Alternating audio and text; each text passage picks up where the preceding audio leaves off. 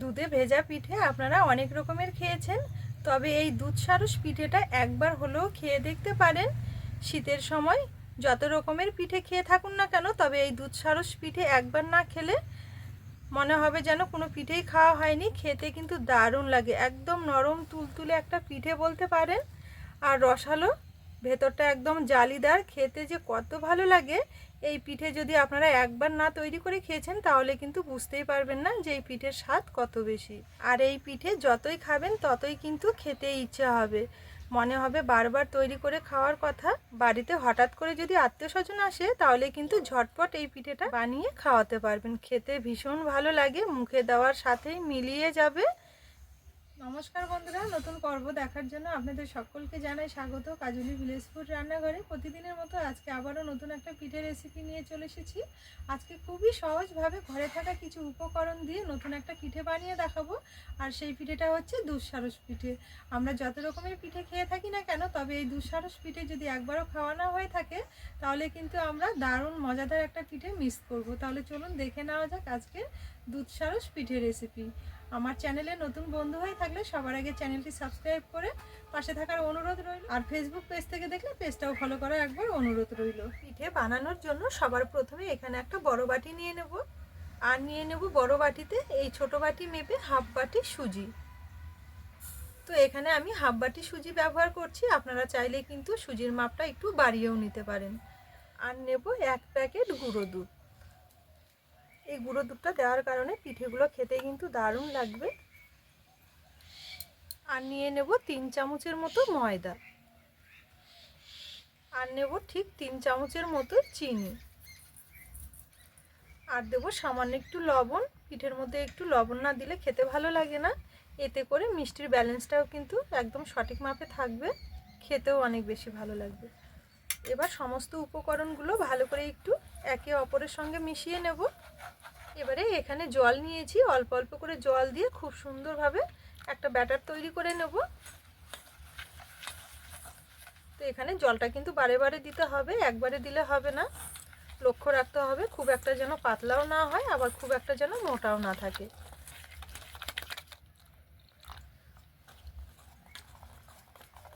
এখানে পিঠে তৈরির জন্য ব্যাটারটা আমি জল দিয়ে তৈরি করে নিয়েছি, আপনারা চাইলে কিন্তু দুধটা দিয়েও তৈরি করে নিতে পারবেন, সেক্ষেত্রেও খুবই ভালো হবে।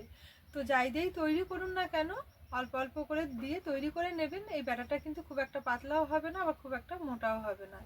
তো এখানে আমার ব্যাটারটা রেডি হয়ে গেছে। এই যে দেখুন, এখানে অল্প অল্প করে জল দিয়ে ব্যাটারের থিকনেসটা ঠিক আমি এই রকম রেখেছি। ওপর থেকে ছেড়ে দেখাচ্ছি, দেখুন খুব একটা ঘনও না, আবার যে খুব একটা পাতলা তাও কিন্তু না। ঠিক এইভাবে একটু তৈরি করে নিতে হবে। 10 মিনিটের জন্য একটু থালাতে ঢেকে রেস্টে রেখে দেবো, কারণ এখানে সুজি রয়েছে, সুজির জিনিস একটু ফুলে বেড়ে যাবে, সেই কারণে অবশ্যই কিন্তু একটু রেস্টে রেখে দিতে হবে। তো এখানে পিঠে তৈরির জন্য ব্যাটারটা আমি প্রায় 10 মিনিটের জন্য একটু থালাতে ঢেকে রেস্টে রেখে দিয়েছিলাম। এবার এতে আরও কিছু উপকরণ মেশাবো। এবার এই ব্যাটারের মধ্যে নিয়ে নেব 4 চামচ মেপে হাফ চামচ বেকিং পাউডার, আর তারও অর্ধেক নিয়ে নেব বেকিং সোডা। তো পাউডারের তুলনায় বেকিং সোডাটা একটু পরিমাণে কম নিতে হবে। এবার এতে সামান্য একটু দুধ নিয়ে নেব। তো এই জায়গায় সামান্য একটু জল নিলেও হবে, 2-1 চামচের মতো। এবার খুব ভালো করে আবার একটু ফেটিয়ে নেব সব কিছু একসঙ্গে। তো দেখুন, এখানে পিঠে তৈরির জন্য ব্যাটারটা কিন্তু একদম পারফেক্টভাবে রেডি হয়ে গেছে। এবার যাতে করে আমি পিঠেগুলো তৈরি করব সেই জিনিসগুলো রেডি করে নেব। তো এখানে পিঠেগুলো তৈরি করে নেওয়ার পূর্ব মুহূর্তেই কিন্তু বেকিং পাউডার আর বেকিং সোডাটা ব্যবহার করতে হবে। আর এখানে আমি বেকিং পাউডার বেকিং সোডা ব্যবহার করেছি, আপনারা যদি এটা না ব্যবহার করতে চান সেক্ষেত্রে 1 প্যাকেট ইনোও দিতে পারেন। আবার চাইলে কিন্তু আপনারা একটা ডিম দিয়েও তৈরি করে নিতে পারেন, সেক্ষেত্রেও খুব ভালো হবে। তো এখানে পিঠে তৈরির জন্য আমি 3খানা বাটি একই সাইজের নিয়েছি। তবে আমি যে 3টে বাটি একই রকম নিয়েছি, আপনাদেরও নিতে হবে এমন কিন্তু না। বাড়িতে থাকা ছোট বড় যে কোনো বাটিতেই তৈরি করে নিতে পারবেন। আবার চাইলে কিন্তু আপনারা কেক মোল্ডের মধ্যেও তৈরি করে নিতে পারবেন। এবার বাটিগুলো রেডি করে নেব। তার আগে সামান্য একটু করে তেল নিয়ে নেব।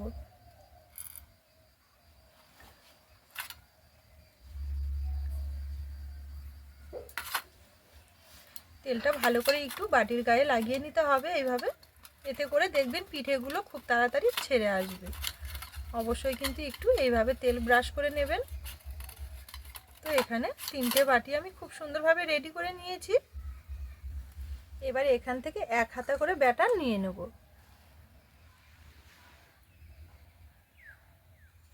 3টে বাটিতেই সমান মাপে নিতে হবে।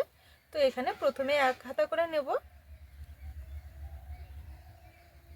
আর অল্প করে নেব। যদি ব্যাটার বেঁচে যায় পরে আবারও একবার তৈরি করে নিতে হবে, তবুও কিন্তু বেশি করে দেওয়া যাবে না, বাটি করে দিতে হবে, কারণ এটা ফুলে অনেকটাই বেড়ে যাবে। এই যে দেখুন এখানে 3টে বাটিতেই সমান মাপে ব্যাটারটা তুলে নিয়েছি। এবার বাটিগুলো একটু সেট করে নেব এইভাবে।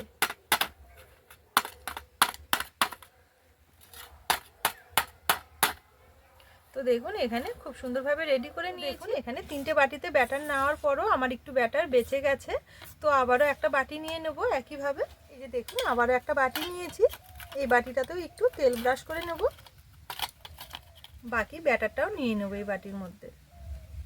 এখানে পিঠেগুলো ভাপিয়ে নেওয়ার জন্য একটা পাত্র বসিয়ে আগে থেকে কিছুটা জল গরম করতে বসিয়ে দিয়েছি। ঢাকা দিয়ে জলটাও কিন্তু ভালো মতো গরম হয়ে গেছে। এই যে দেখুন ভাপ উঠছে। ভাপিয়ে নেওয়ার জন্য এখানে একটা ঝাঁঝরযুক্ত থালা ব্যবহার করছি। এবার এই থালাটা এই পাত্রটার মুখে বসিয়ে নেব। এবারে এই পিঠের বাটিগুলো খুব সাবধানে একটু বসিয়ে নেব।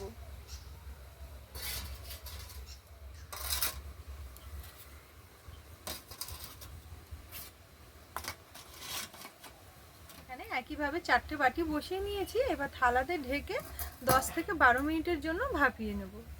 আর এই পিঠেগুলো ভাপিয়ে নিতে কিন্তু একদমই বেশি সময় লাগে না, 10 থেকে 12 মিনিটের মধ্যেই দেখবেন পিঠেগুলো খুব সুন্দরভাবে হয়ে যাবে, এর বেশি একটু সময় লাগবে। এখানে ঘড়ি ধরে আমি পিঠেগুলো 12 মিনিট মতো ভাপিয়ে নিয়েছি। এবার ঢাকা তুলে দেখে নেব একবার।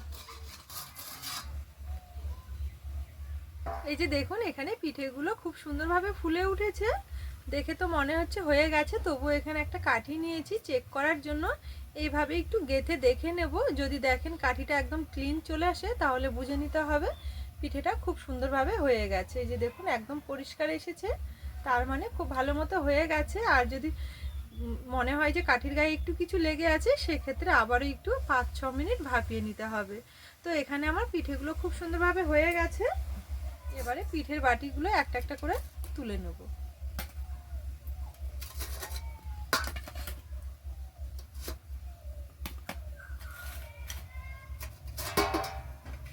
এই যে দেখুন এখানে খুব সুন্দরভাবে নামিয়ে নিয়েছি। এবার এগুলো একটু ঠান্ডা করে তবেই বাটি থেকে ছাড়িয়ে নিতে হবে। এখানে আবার একটা কড়াই বসিয়ে নেব।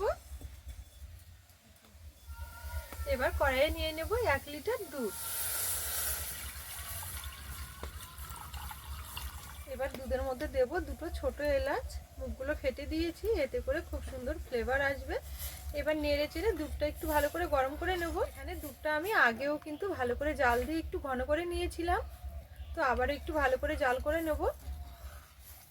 এই যে দেখুন এখানে দুধটা জাল করে একটু ঘন করে নিয়েছি, আবারও খুব ভালো করে ফুটে উঠেছে। এই সময় দিয়ে দেব 1 প্যাকেট গুঁড়ো দুধ।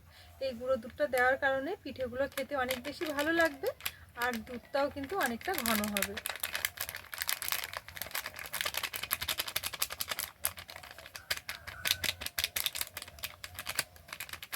গুঁড়ো দুধটা দেওয়ার পর আবারও ভালো করে একটু নেড়ে চেড়ে মিশিয়ে নেব। আর এই গুঁড়ো দুধটা দেওয়ার কারণে দেখবেন দুধটাও অনেকটা ঘন হয়ে যাবে, আর পিঠেগুলো খেতে কিন্তু অনেকটাই টেস্টি হবে। এবার এখানে আমি কিছুটা নলেন গুড়ের পাটালি নিয়েছি, এবার নিয়ে নেব। আর এই নলেন গুড়টা দেওয়ার কারণে স্বাদে গন্ধে ভরপুর পিঠেটা তৈরি হবে। শীতের সময় একটু নলেন গুড় দিয়ে পিঠে তৈরি করলে দেখবেন খেতে অনেক বেশি ভালো লাগবে, কারণ এই নলেন গুড়ের ফ্লেভারটা খুব সুন্দর থাকে পিঠের মধ্যে, আর খেতেও অনেক বেশি ভালো লাগবে। এবার নেড়ে চেড়ে গুড়টা আবারও ভালো করে একটু গলিয়ে নেব। এই যে দেখুন এখানে গুড়টা দেওয়ার পরও খুব ভালো করে গলিয়ে আবার একটু জাল করে নিয়েছি। ঠিক এই রকম দুধটা ঘন রাখলেই হবে, এর থেকে আর বেশি ঘন করার দরকার নেই। এর থেকে বেশি ঘন করলে আবার পিঠেগুলোর ভেতরে রস ঢুকতে চাইবে না। তো চলুন এবার নামিয়ে নেব।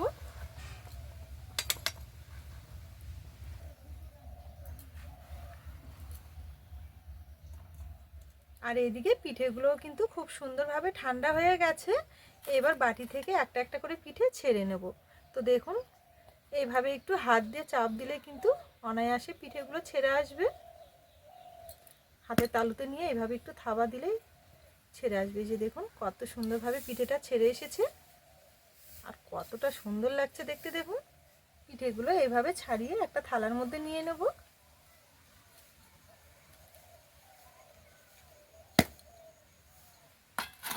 এই যে দেখুন আবার একটা ছাড়িয়ে নিয়েছি আর কতটা নরম তুলতুলে হয়েছে দেখুন।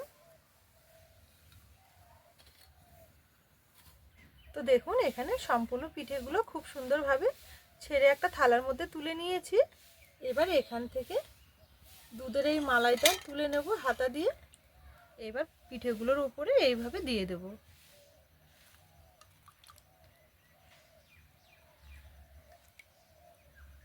এইভাবে দুধের মালাই তৈরি করে এই পিঠেটা একবার তৈরি করে খেয়ে দেখতে পারেন। খেতে কিন্তু ভীষণ ভালো লাগবে। আর এই পিঠেগুলোতে কিন্তু এই দুধটা সোপ করে নিতে একদমই সময় লাগবে না, একদম নরম তুলতুলে হবে, খেতে ভীষণ ভালো লাগবে। হাতে বেশি সময় থাকলে রাতের বেলা তৈরি করে এই রকম দুধের মধ্যে দিয়ে রেখে দেবেন, এতে করে দেখবেন রেজাল্টটা কিন্তু অনেক বেশি ভালো পাবেন। একদম নরম তুলতুলে স্পঞ্জি, মুখে দেওয়ার সাথেই মিলিয়ে যাওয়ার মতো একটা পিঠে তৈরি হবে, খেতে দারুণ লাগে। একবার হলেও আপনারা এই পিঠেটা অবশ্যই বাড়িতে তৈরি করে খেয়ে দেখতে পারেন, কথা দিচ্ছি আপনাদের অনেক বেশি ভালো লাগবে। তো বন্ধুরা আজকের এই দুধ সারস পিঠে রেসিপি আপনাদের কেমন লেগেছে অবশ্যই কিন্তু একটা কমেন্ট বক্সে জানাতে ভুলবেন না। পুরো ভিডিও দেখে যদি রেসিপি ভালো লেগে থাকে তাহলে সবার আগে চ্যানেলটি সাবস্ক্রাইব করে পাশে থাকার অনুরোধ রইল। আজকের জন্য রেসিপি এখানেই শেষ করলাম, ফিরে আসবো পরের দিন নতুন রেসিপি নিয়ে। ততক্ষণের জন্য আপনারা ভালো থাকবেন, সুস্থ থাকবেন, দেখা হবে নতুন রেসিপির সাথে।